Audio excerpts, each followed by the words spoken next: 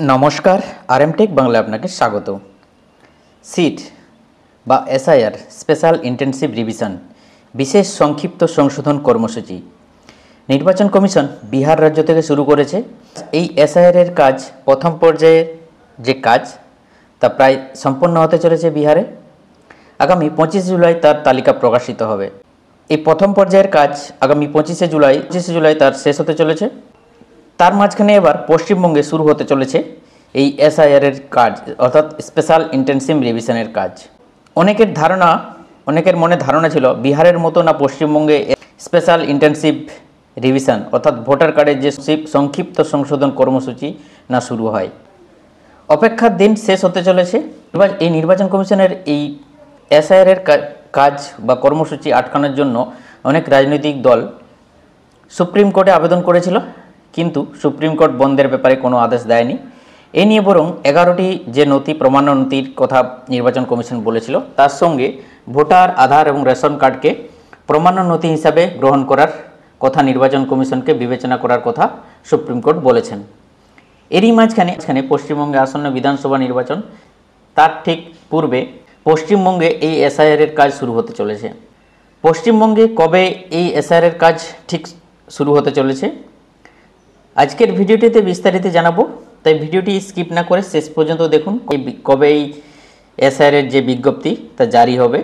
আর চ্যানেলে ছোট্ট একটা রিকোয়েস্ট, চ্যানেলে যদি আপনি প্রথমবার ভিজিট করেন অবশ্যই চ্যানেলটা সাবস্ক্রাইব করে দেবেন এরকম নিত্য নতুন ইম্পর্টেন্ট আপডেট সবার আগে পাওয়ার জন্য। আসুন এই নিয়ে যে প্রতিবেদনটি সামনে এসছে বিস্তারিত জেনে নেব। স্পেশাল ইন্টেনসিভ রিভিশন এসআইআর যে বিজ্ঞপ্তি জারি হতে চলেছে পশ্চিমবঙ্গের জন্য, বিহারের পরেই পশ্চিমবঙ্গ। আগামী মাসে বাংলায় ভোটার তালিকায় স্পেশাল ইন্টেনসিভ রিভিশনের বিজ্ঞপ্তি জারি হতে চলেছে বলে খবর। কমিশনের তৎপরতা অন্তত সেদিকেই ইঙ্গিত করছে।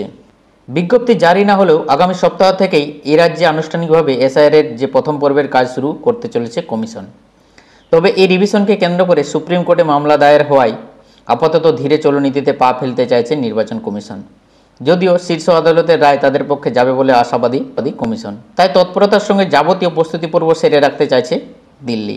বিহারের মতোই গোটা দেশে এসআইআর এর জন্য যাবতীয় ফিল্ড ওয়ার্ক করতে হবে বুথ লেভেল অফিসারদের। এই জন্য তার ব্যতিক্রম নয়। রাজ্য মুখ্য নির্বাচনী দপ্তর বা সিইও অফিস সূত্রে জানা গিয়েছে যে ইতিমধ্যে বুথ লেভেল অফিসারদের নিযুক্তিকরণ শুরু হয়ে গিয়েছে। চলতি সপ্তাহের মধ্যে গোটা রাজ্যে সেই কাজ প্রায় শেষ হয়ে যাবে। কমিশনের তরফে প্রত্যেক জেলাশাসক এবং ডিইওকে তেমনই বার্তা দেওয়া হয়েছে। আর ঠিক তারপরের সপ্তাহ থেকেই আনুষ্ঠানিকভাবে বিএলওদের প্রশিক্ষণের কাজ শুরু করে দেবে কমিশন। মূলত ইন্টেনসিভ রিভিশনের জন্য এই প্রশিক্ষণ বলে জানা যাচ্ছে।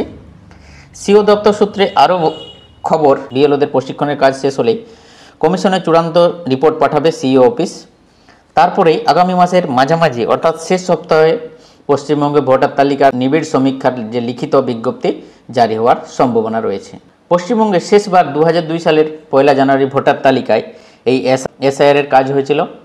সূত্রের খবর, বিহারের মতো ভোটার তালিকায় নাম নথিভুক্ত বা নথি যাচাইয়ের ক্ষেত্রে একই পদ্ধতি মানা হবে বাংলাতেও। আর কমিশনের এই এসআইআর এর নিয়ে ইতিমধ্যে রাজনৈতিক বিতর্ক তুঙ্গে। বিশেষত এসআইআর এর সময় গণনা বা ইনুমারেশনের ফর্মের সঙ্গে গ্রহণযোগ্য নথির তালিকা নিয়ে বিপত্তি তৈরি হয়েছে। কমিশন জানিয়েছে যে ইনুমারেশন ফর্মের সঙ্গে মোট 11টি নথি গ্রহণযোগ্য বলে বিবেচিত হবে। এখানেই আপত্তি তুলেছে রাজ্যের শাসক দল তৃণমূল কংগ্রেস। 2024 সাল পর্যন্ত তালিকাভুক্ত কোনো ভোটারের নাম যাতে বাদ না পড়ে এই দাবি জানিয়ে ইতিমধ্যে কমিশনের দরবার করেছে তারা। পশ্চিমবঙ্গের ক্ষেত্রে অবশ্য 2003 সালকে ভিত্তি হিসাবে কমিশন ধরতে চাইছে। এদিকে দেশজুড়ে এসআইআর এর নিয়ে কোনো স্থগিতাদেশ না দিলেও ইনুমারেশন ফর্মের সঙ্গে আধার, ভোটার এবং রেশন কার্ডকেও গ্রহণযোগ্য নথি হিসাবে গণ্য করার কথা সুপ্রিম কোর্ট বলেছে। আগামী 28 জুলাই এই এসআইআর এর নিয়ে যে সুপ্রিম কোর্টের শুনানি রয়েছে সেদিকে তাকিয়ে নির্বাচন কমিশন।